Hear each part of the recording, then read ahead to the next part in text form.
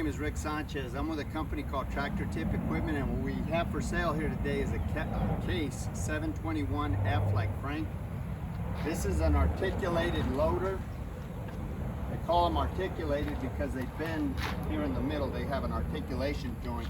They don't steer like a normal machine, or like a car, I should say. The carriage itself. This is a tool carrier, so we got a set of forks. We're going to talk a little bit of about the mechanics of this particular machine in the first clip, the operating specs in the second, then we'll run it in the third. Price on a new machine like this is probably, if you buy this machine from me or some of the others we have for sale, I've got a big, that's like a 6.5 yard loader right there. We've got some, I've got a little motor grader, some drop hammer, some compactors, some backhoes. Anyway, we got a little bit of everything. We got some skid steers back here. Point is, if you buy anything from me, you're going to be dealing with Perf Provencio. He's my right-hand man. He's the guy running the camera right now. Price on a new machine like this these days is probably $210,000 to $230,000, depending on how you have it equipped. As you can see, one of the options on this machine is this this hood, which gives you excellent access to the engine and the coolers and stuff. So like I say, price on a new machine like this is north of $200,000.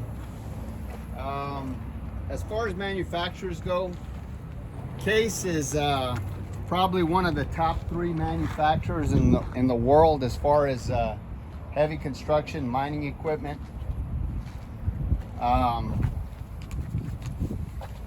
By the way, we ordered this cutting edge here. The other cutting edge wasn't too bad. It had maybe about an inch left, so we went ahead and ordered it. It hasn't come in at the time of this video, but it'll probably be in. When did they say, Perf? Sometime this week, though. Sometime this week. Wednesday. So it's on its way. So we just went ahead and did this video without it. Like I say, these machines are everywhere. Case is well known and ubiquitous out there. The weight of this particular machine is 32,000 pounds. The widest point is with the bucket is 9 feet. This bucket is 9 foot wide. If you take the bucket off, this machine is actually 8 foot 7 inches. Is the width of it. It's just 1 inch away from being legal in the state of Texas for hauling it around, but you know, it is what it is. The highest point is the top of that cab at 12 feet. The transportation length from the front of the cutting edge to the rear of this counterweight is 25 foot 2 inches. Comparable machines are like a Caterpillar 938K or a Komatsu WA320 or maybe a Kawasaki 70Z. As far as the history of this unit goes, this machine, like almost every machine we purchase, is an original owner Dallas, Texas machine. You say, well, what's the big deal about that? Why even mention it? The reason I mention it is because you can see how the paint's flecked off and the rainwater's kind of gotten to a few areas, like on the bucket over there. But we're far enough south and we're hundreds of miles from the ocean, so the only salt that we see is the salt on our kitchen tables. This machine has not been exposed to salt in any way, shape, or form. It's essentially a rust-free machine. Like I say, you can see where we probably should have cleaned it up a little better, but I figured it'd be better to show it in its work clothes.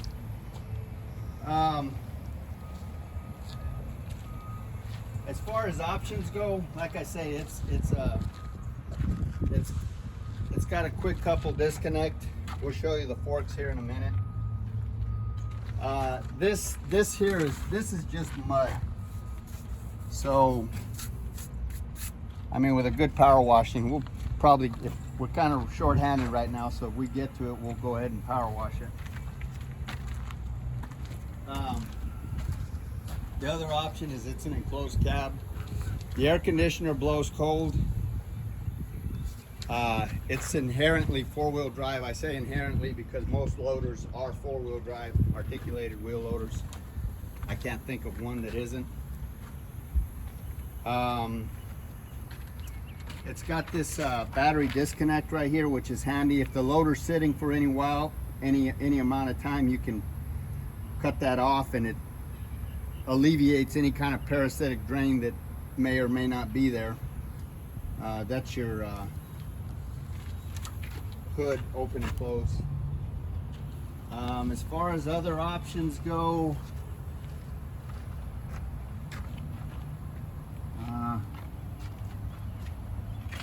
there's a 12-volt outlet in the cab. It's got parallel lift capabilities, so if you got a set of forks, it'll keep even with instead of that natural roll that you get with the Z-bar linkage on a loader, it'll keep the forks parallel to the ground. This machine is also equipped with ride control, which is great because if you're taking a load any distance, what that ride control does is it works with the hydraulics of the machine to kind of keep the machine from bouncing all over the place. It's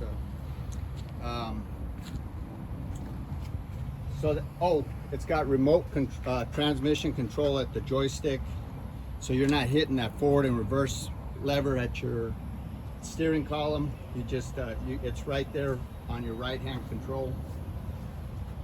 So that's another option. As far as the engine is concerned, this is an FTP4 F4H engine. It's 195 gross horsepower, 178 net horsepower. It is a turbocharged engine. You can see here.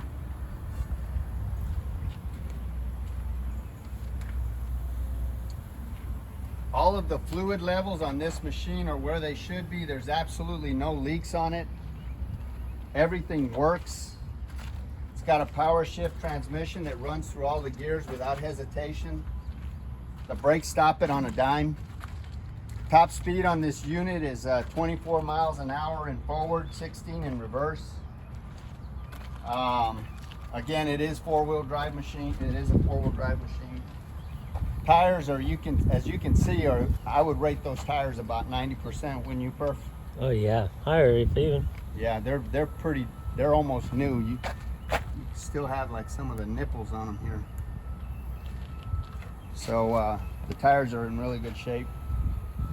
They all match. They're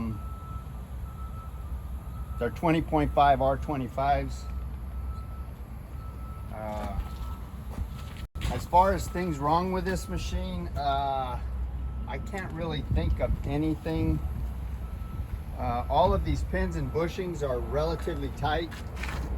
There's no cracks or welds anywhere in this work equipment. Like I say, this is just dust and dirt.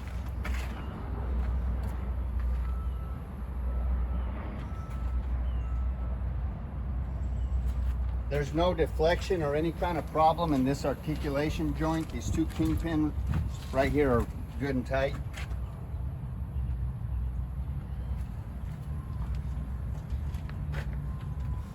We'll show that when we operate the machine.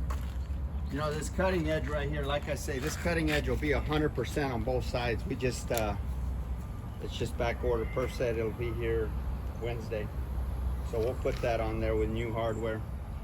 This bucket width is 9 foot. The bucket height is 4 foot 2 inches. The depth of the bucket is 3 foot 6 inches. This is considered a 3.5 yard bucket. This hinge pin right here, if you were loading into a dumpster, it's 13 feet. The breakout force on this loader is 32,000 pounds, and the static tip load on this machine is in other words, the lifting capacity is 23,371 pounds. So basically, the lifting capacity of this loader is limited by the weight opposite this fulcrum here, because the hydraulics on this machine are so strong that the machine will actually tip forward. And that's not true of just this machine, it's all loaders. The technology is such these days that the hydraulics are actually stronger. The weight of your machine is actually more limited by the lifting capacity of the machine is more limited by the weight of the machine than the hydraulics. And that's true, it's just today's technology. Back when I was young, you know, you were limited by hydraulics. Now you're limited by the weight. So the weight, again, it's got a lifting capacity of about 23,000 pounds, and that's the static tip load opposite this fulcrum. So what else you got, Perf? What do you think of the loader? Well, other than that missing step right there, this is a good machine. Oh yeah, we could probably do something about this too, but then again, who's going to get in through that side? Good point. Unless it's an emergency situation, and if that's the case, then you probably be better off jumping out the window. So that's about it. We're going to run the machine in the next clip.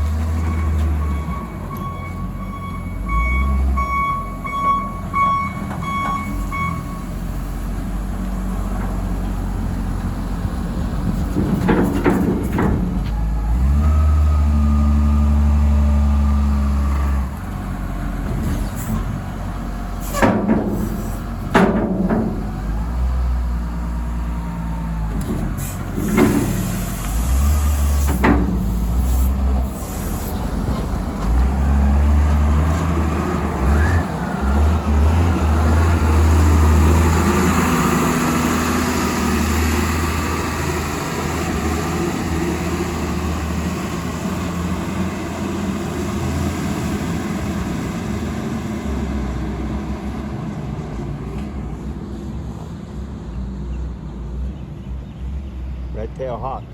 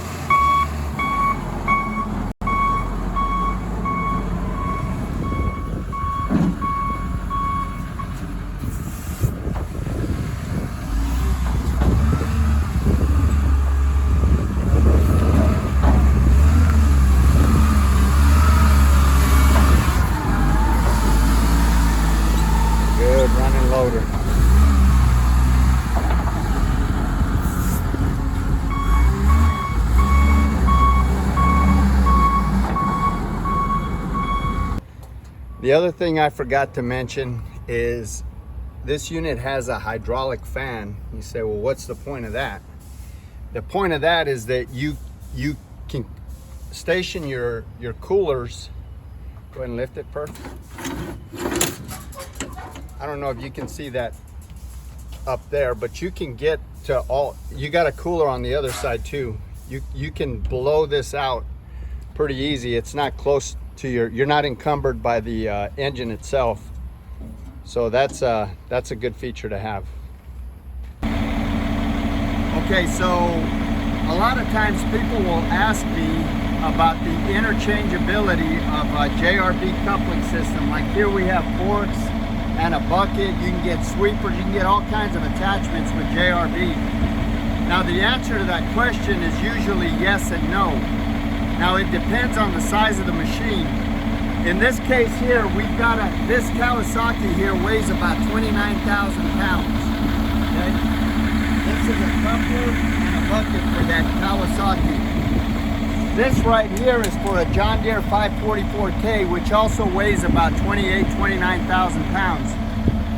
That fork set right there is for that JCB 436, which weighs about 35 to 37,000 pounds, depending on how you have it equipped. So the point that I'm trying to make here, and I'm going to make this video for illustrative purposes, is that from the coupler face forward, what you want to measure is the distance between these ear groupings here. And I'm going to show you how they're interchangeable. Like I say, this is for a 544K, and this is for a 70.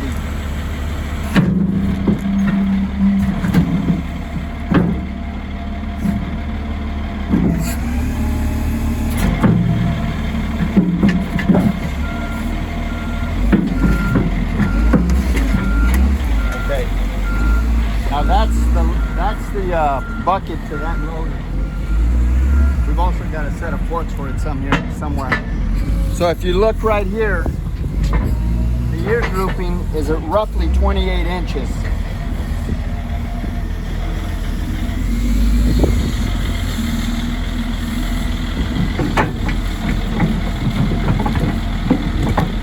Now, if you look right there, see that is going to line up right there.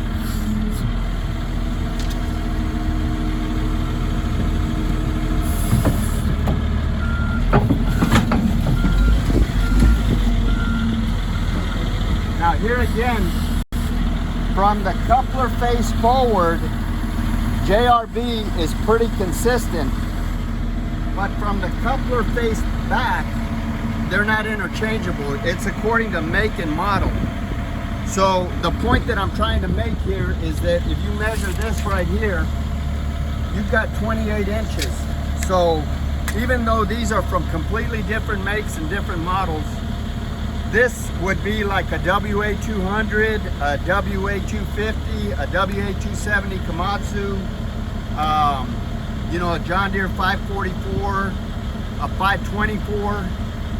That's like a Kawasaki 60Z or a 70Z. The point that I'm trying to make is that the weight class of the loader, you can interchange the attachments from JCB. You can't interchange the couplers themselves, but the attachments you can interchange. So we're going to show you on this one over here.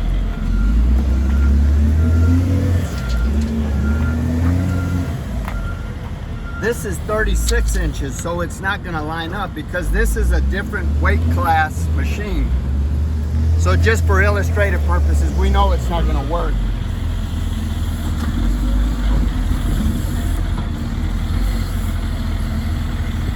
You can see these are your grab points here for those hooks. It's not going to work. So the point that I'm trying to make is that when you buy a JRB coupling system, which is also Pemberton, JRB bought Pemberton out, they're the best coupler out there. There's no better coupler. Caterpillar brags about theirs. John Deere, Volvo, Hitachi, JCB, all of the major manufacturers usually go with a JRB coupling system because they're the best out there. So the point that I'm trying to make is that attachments for this bucket or for this coupler, as long as you're measuring between these ear groupings right here, are typically okay. Now you want to take some other measurements just to be sure, but I'm telling you, just as a general rule of thumb, they're typically okay. I don't want to get in trouble for saying that and somebody comes up with some kind of fluke where it doesn't work. But most of the time, if you measure, just take that quick measurement right there and you got a JRB quick coupling system, you can probably interchange Various attachments. Have a good day.